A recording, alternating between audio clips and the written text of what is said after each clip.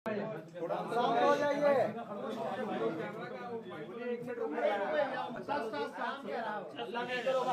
चलिए शांति। चलिए आप सब लोगों को मैं आज स्वागत करता हूं। जैसे आप लोगों को जानकारी होगी, जो घटना मोकामा विधानसभा क्षेत्र में हुआ है उसको जिला प्रशासन और पुलिस ने काफ़ी अति गंभीरता से लिया है।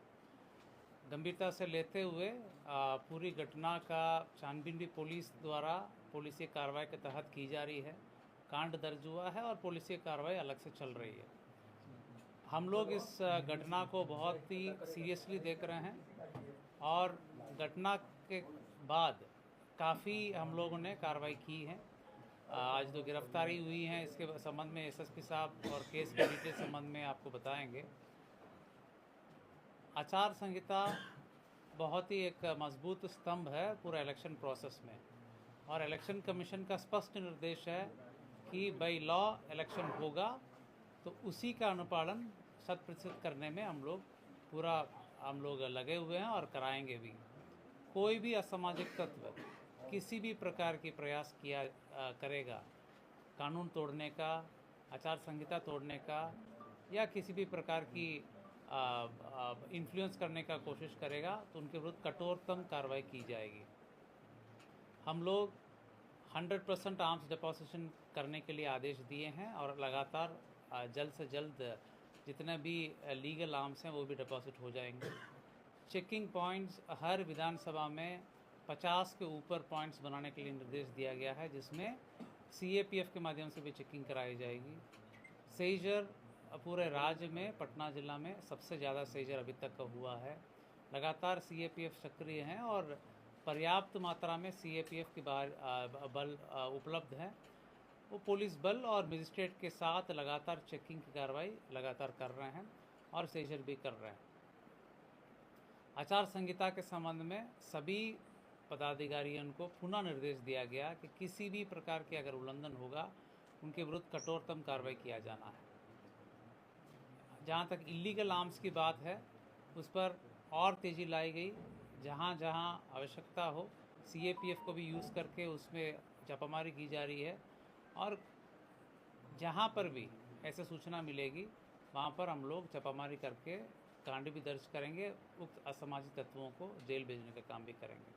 कहने का मतलब इलेक्शन कमीशन द्वारा दिए गए निर्देश पूरे लॉ और कानून को फॉलो करके इलेक्शन की प्रोसेस संपन्न होगा, वो बिल्कुल होगा, उसको पालन कराया जाएगा। उसमें कोई भी बाधा उत्पन्न करेंगे उनके विरुद्ध कठोरतम कार्रवाई की जाएगी। मैं फर्दर जो केस संबंधित डिटेल से एसएसपी साहब आपको ब्रीफ करेंगे।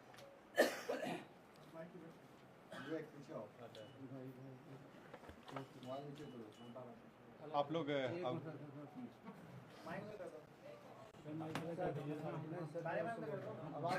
आ जाएगा आवाज।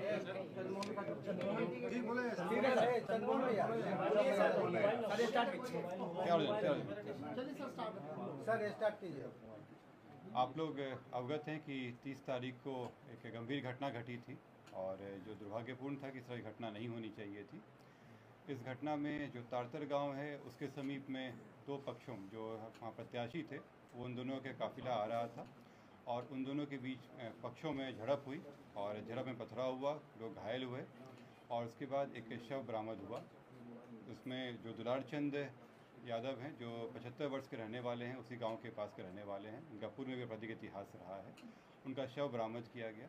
उसके बाद वहाँ पे दोनों पक्षों के द्वारा कांड दर्ज कराया गया। कांड दर्ज होने के बाद अनुसंधान प्रारंभ किया गया। पुलिस घटना की सूचना मिलते ही तुरंत पहुंची थी वहाँ पे और वहाँ से साक्ष्य भी इकट्ठे किए गए। घटनास्थल से कई जगह के फुटेज भी प्राप्त हुए, जिससे क्या घटना हुई है उसके बारे में कई जानकारियाँ मिली। लोगों के गवाह भी सामने आए और उनकी गवाही भी ली गई। साथ ही कल मृतक का पोस्टमार्टम कराया गया, उससे भी हम लोगों को अहम सुराग मिले। जो अभी तक के अनुसंधान में आया उसमें उससे प्रतीत हुआ कि ये जो घटना हुई है ये आदर्श संहिता का उल्लंघन भी हुआ है। इसमें ये एक गंभीर मामला भी था। हम लोग इलेक्शन कमीशन के द्वारा निर्देशित भी किया गया था कि शांतिपूर्ण ढंग से इलेक्शन होना चाहिए, और इसमें जब अनुसंधान किया गया तो पाया गया कि जो प्रत्याशी हैं वो वहाँ पे मौजूद थे, उनके सामने में घटनाएं हुई हैं और जो कांड के मुख्य अभियुक्त भी हैं अनंत सिंह, उनकी आज गिरफ्तारी बेड़ना गांव से किया गया है। इसमें हम लोग को जो जानकारी प्राप्त हुई थी, इनके 2 सहयोगी भी इनके साथ में थे जो उस घटनास्थल पर भी थे और उनकी भी गिरफ्तारी की गई है। ये 2 व्यक्ति हैं मणिकांत ठाकुर जो नदवा गांव के रहने वाले हैं और दूसरा रंजीत राम जो लदमा गांव के रहने वाले हैं। इस पूरे मामले में 3 लोगों की गिरफ्तारी हुई है। जो प्रत्याशी हैं अनंत सिंह, उनकी गिरफ्तारी हुई है। दूसरा मणिकांत ठाकुर जो नदवा गांव के रहने वाले हैं, बाढ़ थाना अंतर्गत। दूसरे रंजीत राम जो लदमा गांव के रहने वाले हैं। ये लोग भी उस घटनास्थल पर थे मौजूद। इन तीनों की गिरफ्तारी की गई है। इन तीनों को आगे मजिस्ट्रेट के सामने प्रस्तुत कराया जाएगा और आगे विधि सम्मत कार्रवाई की जाएगी। किस आरोप में गिरफ्तार किया? एक बात जानना चाहते हैं कि पोस्टमार्टम रिपोर्ट में गोली लगने की बात हुई थी, कौन सा आर्म यूज किया गया? आप लोगों को ये पता लगा गोली चली है तो कौन से बंदूक से चली है? इसमें जो पोस्टमार्टम रिपोर्ट आया है उस रिपोर्ट में दिया गया है कि उनके जो मृत्यु का कारण बताया गया है उसमें बताया गया है कि जो शॉक लगा है उनको हार्ड और ब्लंट सब्सटेंस के साथ, जो उनके हृदय और फेफड़ों में जो चोट आई है। इसके अतिरिक्त उनके पाँव में गोली का भी आया है, जिनको गोली मारी गई है। इस दोनों चीज़ों से स्पष्ट होता है कि ये हत्या का मामला है और चूँकि घटनास्थल पे कई लोग मौजूद थे, वहाँ के लोगों के बयान वगैरह से ये स्पष्ट हो रहा है, तो इस कारण इसमें गिरफ्तारी। गोली बरामद हुई?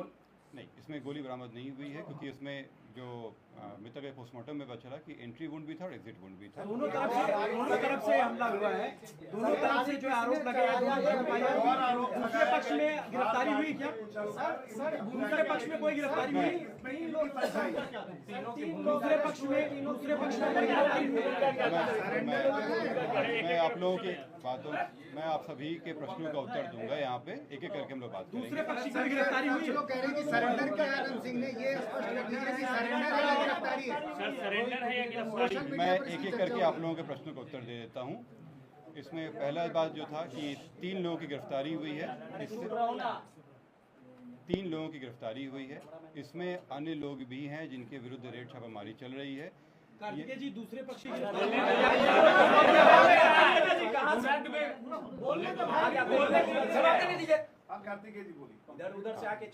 मैं फिर से रिपीट कर दे रहा हूँ। इस मामले में अभी तक 3 गिरफ्तारियां हुई हैं। इसमें अन्य लोग भी हैं जिनकी गिरफ्तारियों के लिए रेड छापामारी चल रही है। जल्द ही उनको भी गिरफ्तार किया जाएगा। इसमें अनुसंधान सीआईडी के द्वारा भी शुरू किया गया है। सीआईडी की एक टीम भी बनाई गई है जो इस पूरे मामले पे अनुसंधान साथ में करते रहेगी और हम लोगों को सहयोग भी देगी। जो अग्रतर अनुसंधान में आएगा उससे भी आप लोग को अवगत कराया जाएगा। जो आप लोग द्वारा प्रश्न किया गया था कि दूसरे पक्ष पे क्या कार्रवाई हुई, तो आप लोगों को अवगत करा दें कि इसमें इस पूरे घटनाक्रम में कई चीज़ें हुई हैं। पहला कि जो आपस में जो दोनों पक्षों के बीच में मारपीट की घटना हुई थी, पत्थरबाजी हुई थी, उसका कारण दर्ज कराया गया है।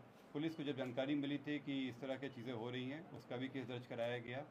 इसके अतिरिक्त जो गाड़ियों का काफिला था उस आदर्श आचार संहिता का उल्लंघन था, उसका भी कारण दर्ज कराया गया है।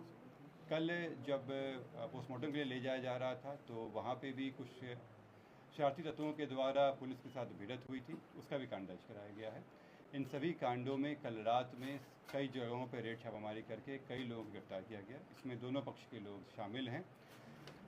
इसमें जो पुलिस के साथ हाथापाई हुई या तोड़फोड़ हुई या आपस में मारपीट हुआ, उन मामलों में गिरफ्तारियाँ हुई थी।